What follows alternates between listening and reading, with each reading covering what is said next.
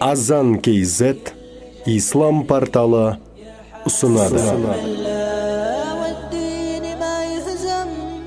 Ұстаз Ерсін Әмре Абу Юсуфтың Құран тәпсірлері бойынша бейне дәрістерінің топтамасы.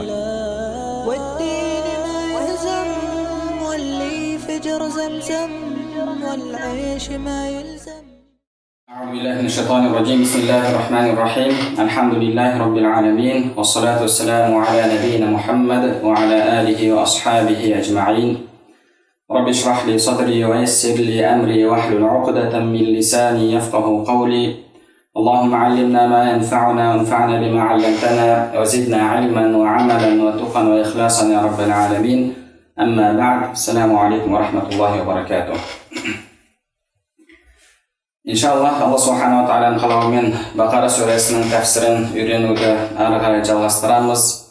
Біз сіздермен соңғы дәрісімізде Бақара сүресінің 184-ші аятының тәфсірін үйреніп, тәфсірімізді тамамдаған болатынбыз. Келесі аят бұл да оразаға қатысты, Рамазан айына қатысты аят болып табылады.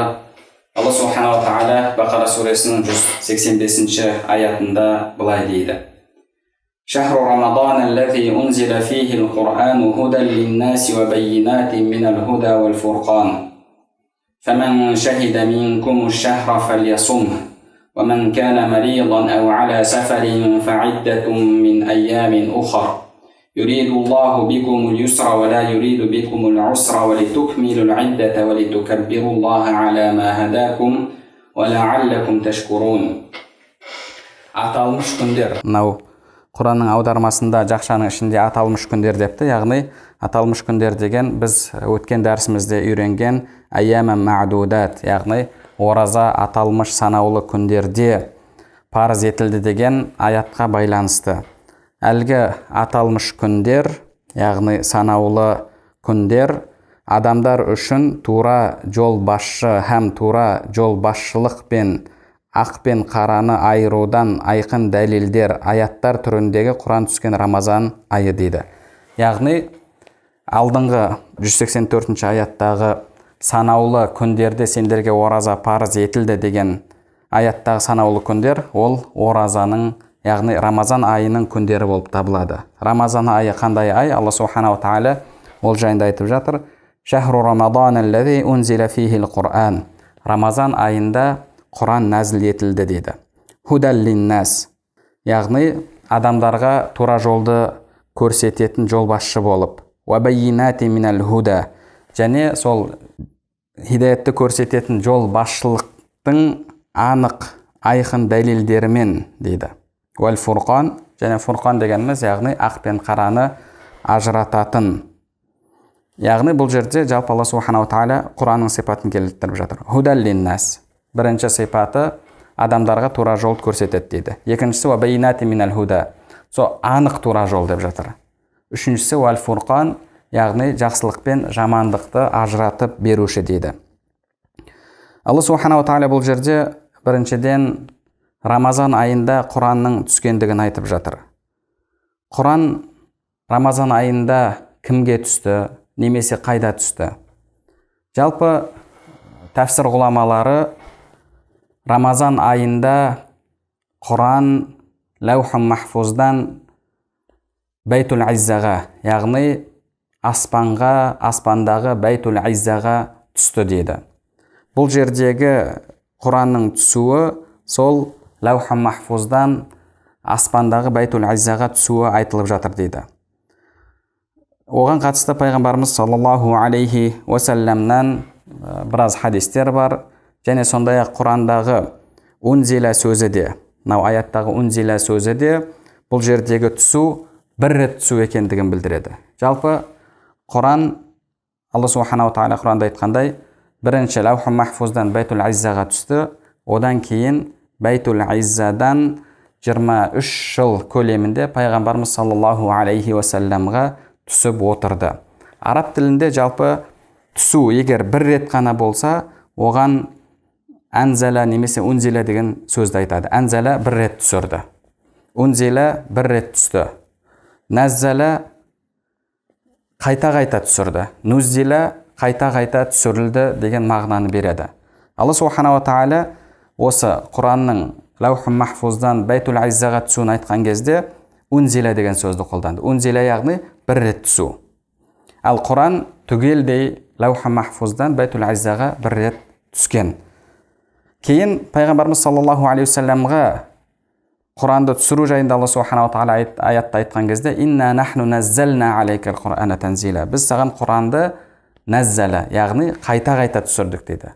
Неге бұл сөзді қолданып жатыр Алла субхана ва тағала? Себебі Құран 23 жыл көлемінде пайғамбарымыз саллаллаху алейхи вассаламға түсіп отырды. Яғни Рамазан айы бұл Құранның лауху махфуздан Байтул Иззаға түскен айы болып табылады.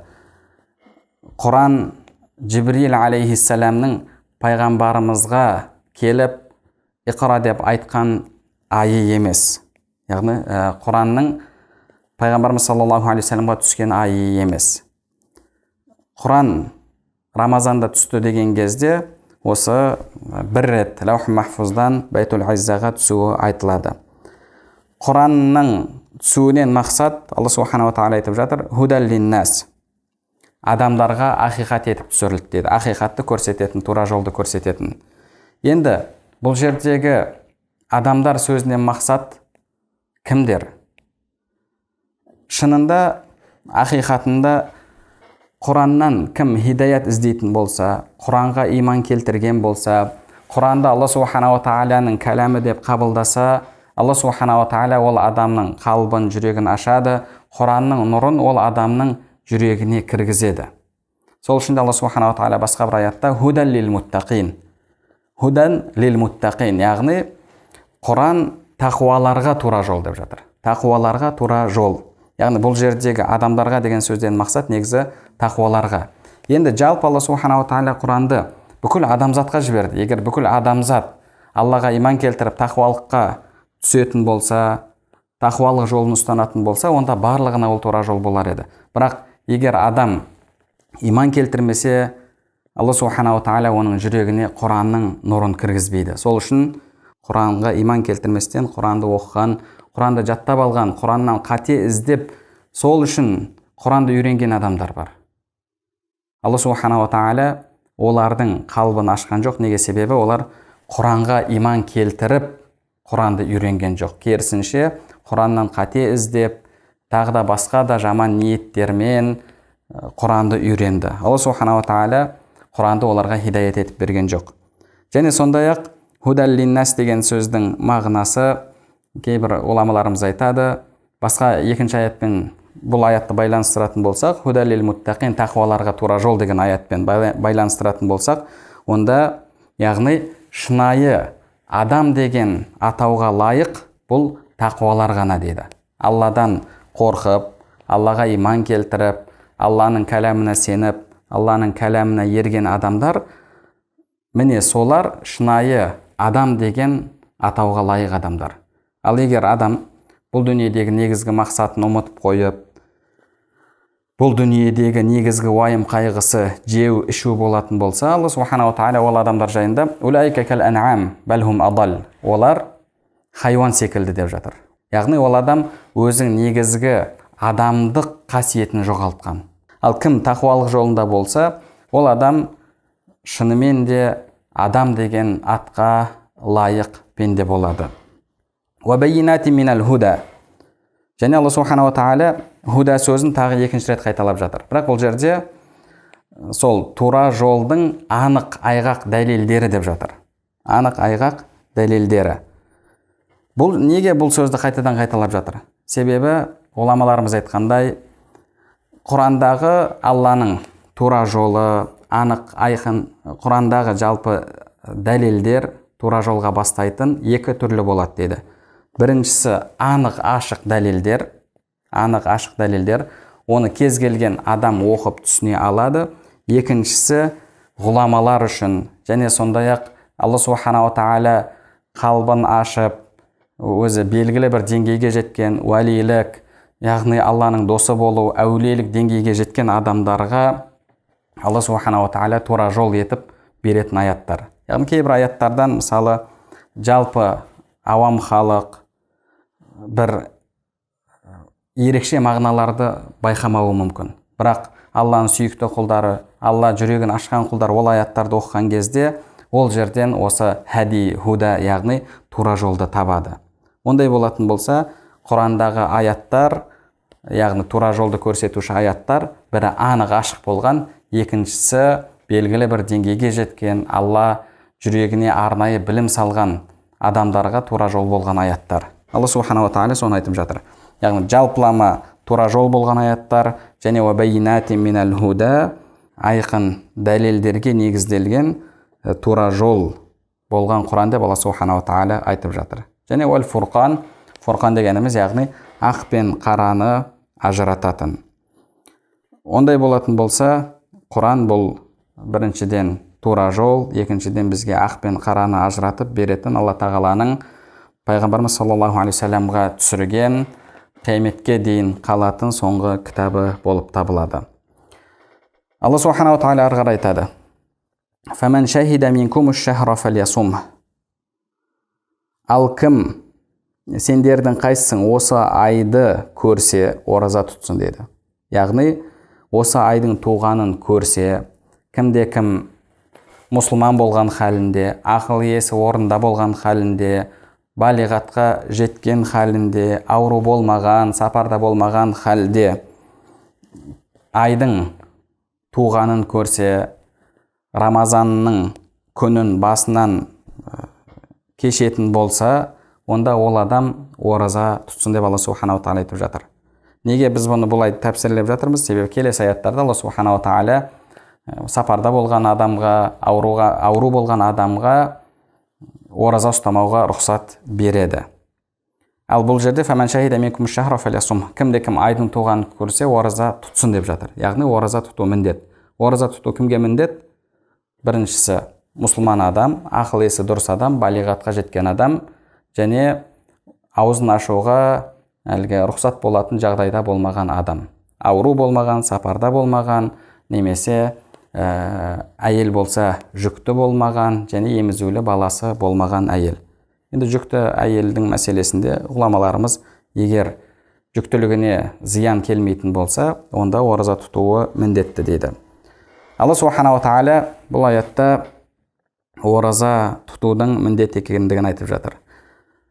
Бір топ ғұламалар біз өткен дәрісімізде 184-ші аятты түсіндірген кезде айтқанымыздай, осы аятпен, яғни осы сөзбен сапарда болмаған адамның ораза тұтуы міндетті болды да, алдыңғы орнына фидия бере салу мүмкіндігі ол үкім жойылды дейді.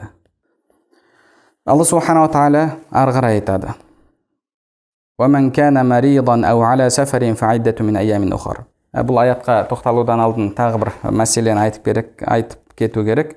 Енді бұл жерде кім айдың туғанын көрсе ораза тұтсын деген бұл әрбір адамға міндет сияқты көрінгенімен, негізінде әрбір адамның жеке оразаның айын көруі міндетті емес.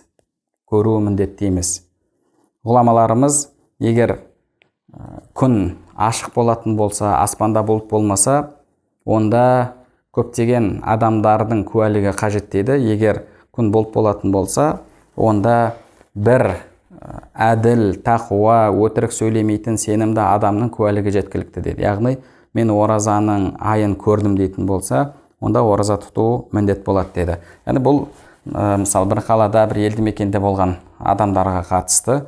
Енді басқа ұзақ жерде болған адамға қатысты, мына қаладағы адамның айды көру, екінші қаладағы мұсылмандарға оразаны міндеттейді ме, міндеттемейді ме деген мәселеде ғұламаларымыздың арасында әртүрлі көзқарас бар.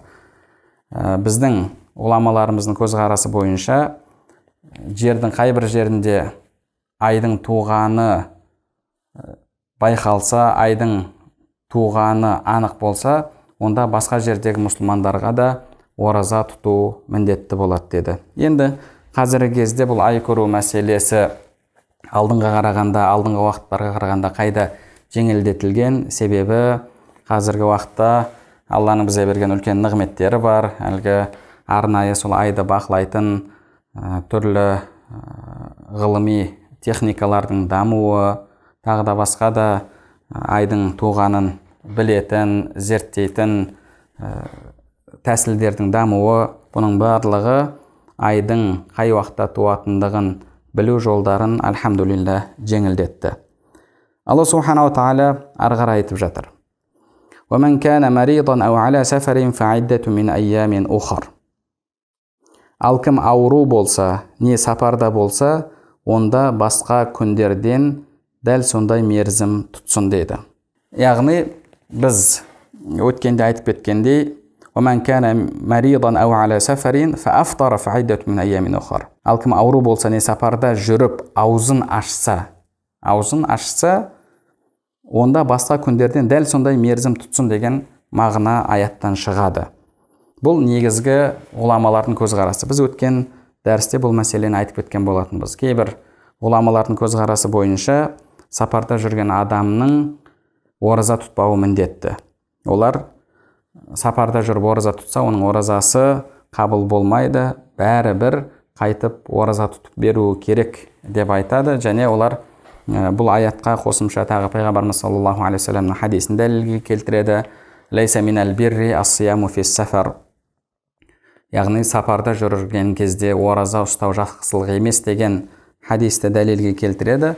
Бірақ біздің ғұламаларымыз ол хадистің айтылу себебі бар екендігін, ол хадис сапарда жүріп ораза тұтып қатты қиналған адамдарға қатысты екендігін айтқан. Ол хадистің айтылу себебі бар. Ал басқа хадистерде пайғамбарымыз саллаллаху алейхи ва саллям өзі ораза ұстағандығы сапарда жүрген кезде және сапарда жүріп ораза ұстаған адамдарға рұқсат бергендігі баян етілген. Ондай болатын болса, бұл аяттың мағынасы, яғни кімде-кім ауру болып аузын ашып жіберсе, кімде-кім сапарда болып аузын ашатын болса, онда дәл сондай мерзімді басқа уақытта тұтып берсін деді. Яғни күніне күн тұтып берсін деді. Әр күніне бір күн. Себебі бұларға ауыз ашуға рұқсат. Егер кімде-кім рұқсатсыз аузын ашатын болса, оразасын бұзатын болса, онда ол адамға каффарат міндетті болады. Алла субханаху ва тағала ол жайында басқа аяттарда баян еткен және басқа аяттарда басқа үкімге қатысты. Бірақ оразасын әдейі бұзған адамға қатысты пайғамбарымыз саллаллаху алейхи ва салламның хадисінде каффарат міндет екендігі айтылады. Каффарат ол, яғни мысалы бір адам себепсіз оразасын ашып жіберетін болса, оразаның күнінде әйелімен қосылатын болса, ол адамға 60 күн ораза тұту міндетті болады. Ал сапарда жүріп немесе ауру болып аузын ашқан адамға тек қана қазасын тұтып беру міндет болады. Каффарат оған міндет емес. Яғни басқа күндерден дәл сондай мерзім тұтып беруі міндетті. Юридуллаху бикумул юсра ва ла юриду бикумул усра ва литукмилул иддата ва литукаббируллаха ала ма хадакум ва лааллакум ташкурун. Алла сендерге жеңілдікті қалайды, қиындықты қаламайды. Һәм сендердің сол мерзімді толтырып, өздеріңді тура жолға салғаны үшін Алланы ұлықтауларыңды қалайды. Бәлкім шүкір етерсіңдер деді. Бұл аяттан ғұламаларымыз мынандай мағына шығарады. Юридуллаху бикумул юсра ва ла юриду бикумул усра. Алла тағала сендерге жеңілдікті қалайды, ауырлықты, қиындықты қаламайды деп жатыр. Алла субханаху ва тағала негізі бізге оразаны бұдан көп етіп міндеттейтін болса, міндеттеуді қалағанда Алла солай істереді. Бірақ 12 айдың бір айын ғана бізге ораза етіп бекітті, міндетті ораза етіп бекітті. Одан кейін сол айдың ішінде түрлі жағдайларға түскен адамдарға ауыз ашуға рұқсат берді. Ауру болып қалсаң ораза тұтуға міндетті емессің. Сапарға шықсаң ораза тұтуға міндетті емессің. Әйел адам баласын емізіп жатса, баласын емізген сайын қиналып жатса, оған ораза тұтуға міндетті емес.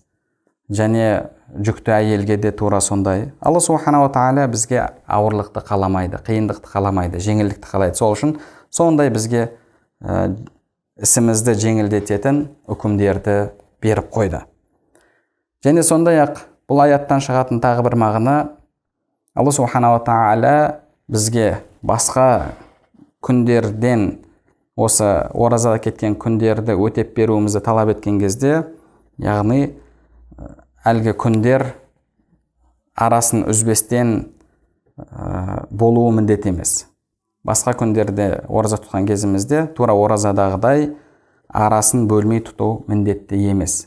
Егер ондай болатын болса, онда қиындық болар еді. Одан кейін Алла субханала тағала «Валитукмилул идда» яғни мерзімді толтыру деді. Мерзімді толтыру. Оразада 30 күн міндетті болды ма, соның сіз мысалы 10 күнін жіберіп алдыңыз ба, сол мерзімді, яғни уақытты Алла тағаланың бекіткен, оразаға бекіткен уақытын толтыру үшін мына жақтан 10 күн тұтып беруге міндеттісіз. Алла субханала тағала сол мерзімді толтырып дейді. Яғни негізгі мақсат мерзімді толтыру. Мерзімді сіз 10 күнді бөліп толтырсаңыз да болады, немесе бәрін қосып 10 күнді арасын үзбестен толтырсаңыз да болады. Бастысы Алла субханала тағала айтып жатыр: «Валитукмилул идда». Әлі кеткен күндерді, қаза болған күндерді толтыру деп жатыр. Қалай толтырсаңыз да, сіз бастысы толтырсаңыз болды. Яғни арасы үзілмеуі шарт емес. Егер үзбей тұту міндетті болғанда, онда Алла субханала тағала оны бізге баян етер еді. Басқа мәселеде Алла субханала тағала мысалы айтты: «Шахрайни мутатабиайн». Адам өлтірген кісіге қатысты тәубе етсе, 2 ай ораза тұтуы керек деді. Шахрайни мутатабиайн, яғни арасын үзбестен, арасын үзуге болмайды деді. Бұл жерде Алла субханала тағала тек қана кеткен күндеріңді толтырсаң болды деді. «Валитукаббируллаха аля ма хадакум ва лааллакум ташкурун». Және сондай-ақ Алла сендерден өзін ұлықтауларыңды қалайды деді. Әлбетте Алла субханала тағала осындай бізге керемет құлшылықты берді. Ол құлшылықтың адамның өзіне, тақуалығына, қоғамға, денсаулығына берер пайдасы өте зор. Сондай керемет құлшылықты беріп, өзіне құлшылық етуге бізге мүмкіндік берген, және ол құлшылықта ешқандай бізге қиындық бермеген, керісінше біздің ісімізді жеңілдететін үкімдерді берген Алла субханала тағала өзін ұлықтауға лайық. Және сондай-ақ кейбір уламаларымыз, соның ішінде Ибн Аббас радиаллаху анхума бұл жердегі «Валитукаббируллаха аля ма хадакум», яғни Алланы ұлықтауларың үшін деген сөз, бұл айттағы тәкбир, Алланы ұлықтауға қатысты деген. Енді ол мәселеде уламаларымыздың арасында әртүрлі көзқарас бар. Ол мәселенің үкімінде біздің Ханафи мазхабында жалпы тәкбир айту ораза айтында міндетті емес. Жалпы тәкбір айтсаңыз рұқсат. Ханафи мазхабының кейбір уламалары сүннет дегенде риуаятты келтіреді. Яғни белгілі бір уақытқа байланысты емес, жалпы сол күндерде Алланы ұлықтайтын, Аллаху акбар, Аллаху акбар, ла иляха илляллаху, Аллаху акбар, Аллаху акбар, валиллахил хамд деген осы тәкбирлерді айтсаңыз, ол өзіңіз үшін хайырлы, оның сауабы мол. Ал құрбан айт кезінде бұл тәкбирлер әр намазда айту міндетті болады. Әлгі тәкбірді айту міндетті болады. Білесіздер оны. Сол Арафа күнінен бастап айттың 4-ші күніне дейін адамдар тәкбір айтады. «Валааллакум ташкурун», бәлкім шүкір етерсіңдер дейді. Бәлкім шүкір етерсіңдер. Яғни адам Алла субханала тағаланың өзіне берген осындай мүмкіндіктері үшін көптеген шүкірліктер айтуы керек. Алла субханала тағалаға шүкіршілігін білдіру керек. Аллаға шүкіршілікті білдіру әлбетте осы Алланың бізге міндеттеген бұйрықтарын орындаумен болады. Адам қалай шүкіршілік етеді? Сол Алланың міндеттеген құлшылықтарын орындаумен. Шүкірлік дегеніміз тек қана тілмен Құдайға шүкір деу емес. Себебі ондай шүкіршілікті адамдардың көбісі айтады. Бірақ Алла субханаху тағала «Ва қалилу мин ибадия шакур», менің пенделерімнің азы ғана маған шүкіршілік етеді деп жатыр. Неге Алла субханаху тағала азы ғана шүкіршілік етеді деп жатыр? Себебі шынайы шүкіршілік бұл біріншіден Алла тағаланың бұйырғандарын орындап, тыйған дүниелерінен тыйылуымен болады. Әлбетте, шүкіршіліктің мұндай түрін адамдардың көпшілігі орындай бермейді. Алла субханаху тағала «Валааллакум ташкурун», Аллаға құлшылық ету арқылы, Алланың бұйырғандарын орындап, тыйғандарынан тыйылу арқылы Аллаға шүкіршілік етіңдер деп жатыр. Келесі аятта 186 аятта Алла субханаху тағала айтады: «Ва иза саалака ибади анни фа инни қариб, уджибу даъвата ад-да'i иза да'ан, фальястаджибу ли ва лиюъмину би лааллахум яршудун». Ал егер муъмин құлдарым сенен, уа пайғамбар, мен туралы сұрайтын болса, расында мен жақынмын. Дұға етуші ықыласпен дұға етсе, жауап беремін, яғни оның дұғасын қабыл етемін. Сондықтан олар маған шынайы сеніммен жауап қатып, маған иман келтірсін, бәлкім сонда дұрыс жолда болар дейді. Енді бұл аяттың ораза аяттарынан кейін келуінің сыры неде? Уламаларымыз айтады, бұл аяттың ораза аяттарынан кейін келуінің сыры, Аллаху алям, әлбетте ақиқаты Аллаға аян. Адам ораза тұту арқылы руханиятқа самғайды, ораза тұту арқылы Аллаға жақынырақ болады. Және ол адамның дұғасы иншалла қабыл болады. Сол үшін де пайғамбарымыз саллаллаху алейхи ва саллям 3 түрлі адамның дұғасы қайтарылмайды деді. Соның бірі ас-саим. Ас-саим ла турадду даъвату. Ораза тұтқан адамның дұғасы қайтарылмайды. Неге? Себебі ол адам Аллаға жақын. Сол үшін де Алла субханаху тағала өзінің жақындығын білдіретін аятты ораза аяттарынан кейін, оразаға байланысты аяттардан кейін келтіріп жатыр. Және Алла субханаху тағала бұл жерде «Ва иза саалака ибади», егер пенделерім сенен сұраса, мен жайында сұраса, «Фа инни қариб», мен оларға жақынмын дейді. Жалпы Құранда «Саалака ясалунак», сенен олар сұрайды, сенен олар сұраса деген секілді аяттар бірнеше жерде келеді, бірақ басқа жерлерде келген кезде Алла субханаху тағала «Қул» дейді, айт деген сөзді келтіреді. Мысалы, «Ясалунака анил ахилла», олар сенен ай жайында сұрайды. «Қул», айт ей Мұхаммад. «Ястафтунак», олар сенен мына мәселеде пәтуа сұрап жатыр. «Қул», айт ей Мұхаммад. «Ясалунака анил хамр», олар сенен арақ жайында сұрайды. «Қул», айт ей Мұхаммад.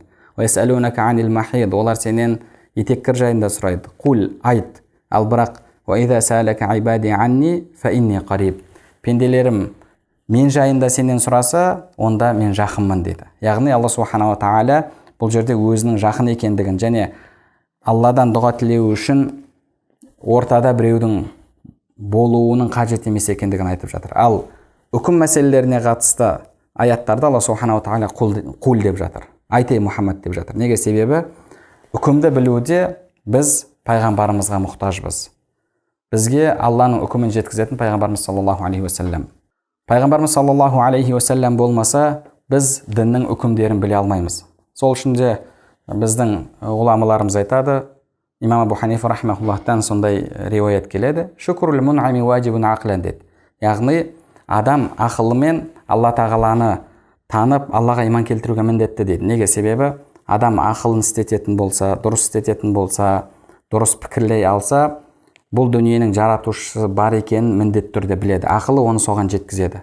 Ал бірақ одан кейін Аллаға қалай құлшылық қылу керек деген мәселеде ол жерде адамның ақылы жетпейді.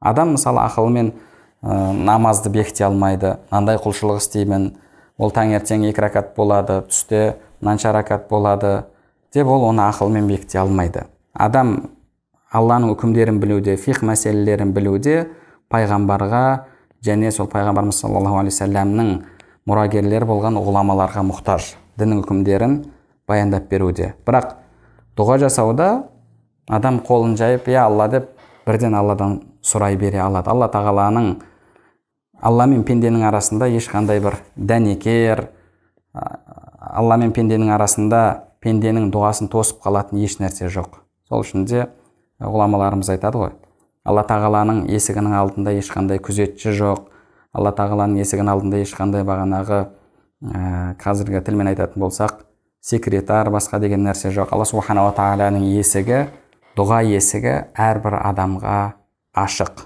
Сол үшін де Алла субханала тағала бұл жерде айт деп пайғамбарымыз саллаллаху алейхи вассалам айтып жатқан жоқ. Фа инни қариб, мен жақынмын деп жатыр. Енді бұл аяттың түсу себебіне қатысты мынандай хадистер келген. Бірде бір араби пайғамбарымыз саллаллаху алейхи вассаламға келіп, уа Алланың елшісі, ақарибун раббуна фанунаджих ам баидун фанунадих. Раббымыз бізге жақын ба, біз мінәжат жасап, яғни сондай бір бәсең дауыспен дұға жасаймыз ба, немесе фанунадих, оны шақырамыз ба, яғни ол ұзақта ма, дауысымызды көтеріп шақырамыз ба деп пайғамбарымыз саллаллаху алейхи вассаламнан сұрайды. Фанзалаллаху тағала хадил ая, сол кезде Алла субханала тағала осы аятты түсірді дейді. Бұл бір хадис. Екінші бір хадисте келеді, имам Бухари, имам Муслим, тағы да басқа да ғұламалар келтіреді. Пайғамбарымыз саллаллаху алейхи вассалам бірде шайхаста сахабалармен бірге болды. Сонда сахабалары Алланы ұлықтау сөздерін, дауыстарын қатты көтеріп, сондай бір көтеріңкі дауыстармен айтты. Дұға жасаған кезде, сонда пайғамбарымыз саллаллаху алейхи вассалам, иннакум ла тадауна асамма ва ла ғаиба. Сендер бір естімейтін біреуді, яғни керең болған, саңырау болған біреуді, немесе ғайып болған біреуді шақырып жатқан жоқсыңдар. Ұзақта болған, естімейтін біреуге дұға жасап жатқан жоқсыңдар. Иннама тадауна самиан қариба. Сендер естуші болған, жақын болған Алла тағалаға дұға жасап жатсыңдар, Алланы ұлықтап жатсыңдар деп пайғамбарымыз саллаллаху алейхи вассалам айтты. Алла субханала тағала сол кезде осы аятты түсірді дейді. Осы аятты түсірді. Яғни Алла субханала тағала бұл аяттарда жалпы өзінің жақын екендігін білдіріп жатыр. Әлбетте Алланың жақын болуы немесе күнәһар пенделерінен ұзақ болуы ара қашықтықпен емес. Бұл жайында имам Абу Ханифа рахимахуллах Фиқхул Акбар кітабында айтып кеткен. Алла тағаланың сүйікті құлдарына, мұмин құлдарына, Аллаға бағынатын, Алланың бұйрықтарын орындайтын құлдарына жақын болуы мейірім, рахымымен, ал күнәһар пенделерден ұзақ болуы ол да Алла субханала тағаланың оларға азап түсіруімен, оларға қаһары жаууымен болады. Алла субханала тағаланың пендеге жақын болуы, ұзақ болуы ара қашықтықпен емес. Және Алла субханала тағала бір аятта «Ва нахну ақрабу илейхи мин хаблил варид». Біз адамға күре тамырынан жақынбыз дейді. Адамға күре тамырынан жақынбыз. Әлбетте бұл жердегі жақындықта бұл физикалық жақындық емес. Алла субханала тағала айтады: «Уджибу даъвата да'i иза да'ан».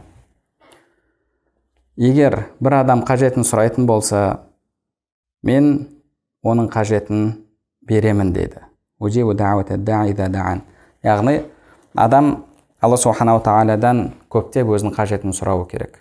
Пендеден сұрасаң ашуланады, Алла тағаладан сұрамасаң ашуланады. Алла субханала тағала қолын көтеріп қажетін сұраушы пендесін жақсы көреді. Пайғамбарымыз саллаллаху алейхи вассалам аяқ киіміңнің бауын болса да Алла тағаладан сұра деді. Яғни Алла тағаладан сұраған кезде, ой, мынау болмашы нәрсе, бұны сұрамайын, мен тек қана күрделі мәселелерді сұрайын деген нәрсе болмайды. Кез келген қажеттілігіңіз бар ма, Алла субханала тағаладан бәрін сұраңыз. Алла субханала тағала өзінің сұраған құлын жақсы көреді. Және дұға біздің өмірімізде, жалпы құлшылығымызда, біздің шариғатымызда өте маңызды рөл ойнайды. Сол үшін де пайғамбарымыз саллаллаху алейхи вассалам ад-дуау муххул ибада, имам Термизи келтірген хадисте, дұға құлшылықтың өзегі деді. Және Нуаман ибн Башир радиаллаху анху пайғамбарымыз саллаллаху алейхи вассаламнан мына сөзді риуаят етті: ад-дуау хуал ибада. Дұға бұл құлшылық деді. Яғни сіздің дұғаңыздың өзі құлшылық. Және артынша пайғамбарымыз саллаллаху алейхи вассалам удауни астаджиб лакум. Менен сұраңдар, мен сұрағандарыңды беремін, дұғаларыңды қабыл етемін деген Алла тағаланың сөзін оқып берді. Ондай болатын болса, әрқайсымыз бүкіл қажеттіліктерімізді, мұқтаждығымызды Алла Субханала Тағаладан сұрауымыз керек. Сонда Алла Субханала Тағала бізге тілегенімізді береді. Енді Алла Субханала Тағала сұрағанымызды беру үшін біз не істеуіміз керек? Фәлестәжибу ли. Сондықтан олар маған шынайы сеніммен жауап қатып деді. Жауап қатып, вәлюмину би, маған иман келтірсін деді. Яғни, сен иман келтіру арқылы, Алла Тағаланың бұйрықтарын орындау арқылы Алла Субханала Тағаладан өзіңнің дұғаларыңды қабыл етуін сұрайсың. Алланың бұйрықтарын орындамастан, Алла Субханала Тағаланың тыйғандарынан тыймастан жүріп дұға тілейтін болсаң, ол дұғаң әлбетте қабыл болмайды. Сол үшін де пайғамбарымыз саллаллаху алейхи уассалам бізге бір адам жайында айтты. Көптеген сапарда жүреді деді, қасиетті мекендерге барады, үсті шаң-шаң, ұйпа-тұйпа шашы, көптеген сапарда жүргендіктен сондай халге түскен, қолын көтеріп, я Раббым деп дұға тілейді, бірақ оның жегені харам, ішкені харам, кигені харам, дұғасы қайдан қабыл болсын дейді. Яғни, сіздің жегеніңіз харам болса, ішкеніңіз харам болса, адамдарға зұлымдық жасап жүрген болсаңыз, онда дұғаңыз қабыл болмайды. Алла Субханала Тағала мен дұға тілеу үшін дұғасын қабыл етемін дейді.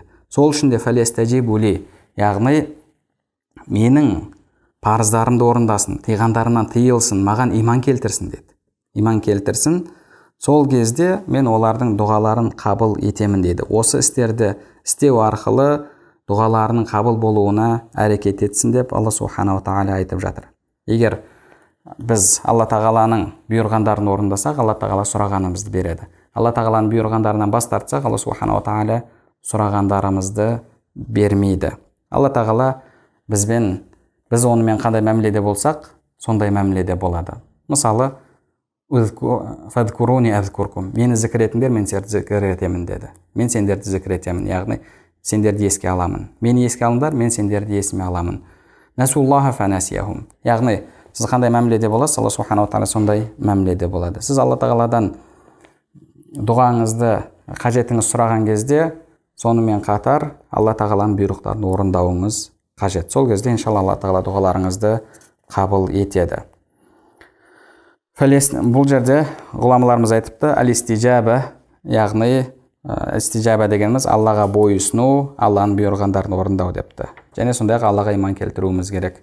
Сол кезде Алла Субханала Тағала айтады, лааллахум яршудун, бәлкім сонда олар дұрыс жолда болар дейді. Яғни Алла Тағаланың бұйырғандарын орындап, тыйғандарынан тыйылатын болсаңыз, сондай халде жүріп Алла Тағаладан қажетіңізді сұрайтын болсаңыз, иншалла сіз тура жолда боласыз, хидаятта боласыз. Алла Субханала Тағала екі дүниенің жақсылығына сізді бастап қояды. Бұл дүниеде де, ақиретте де Алла Субханала Тағала сізді өзінің хидаятына бастайды. Алла Субханала Тағала бәрімізді сол Алланың бұйрықтарын орындап, Аллаға иман келтіріп, Алла Тағаладан мұқтаждығын сұрап, тура жолды тапқан, хидаятта болған пенделерін етсін. Иншалла осымен тоқтаймыз. Келесі дәрістерде Бақара сүресінің басқа да аяттарының тәфсірін үйренетін боламыз. Алла Субханала Тағала бәрімізге пайдалы білім нәсіп етсін, білімдерімізге амал етуімізді және амалдарымыздың қабыл болуын нәсіп етсін. Субханакаллахумма бихамдик, ашхаду ан ла илаха илля ант, астағфирук ва атубу илейк.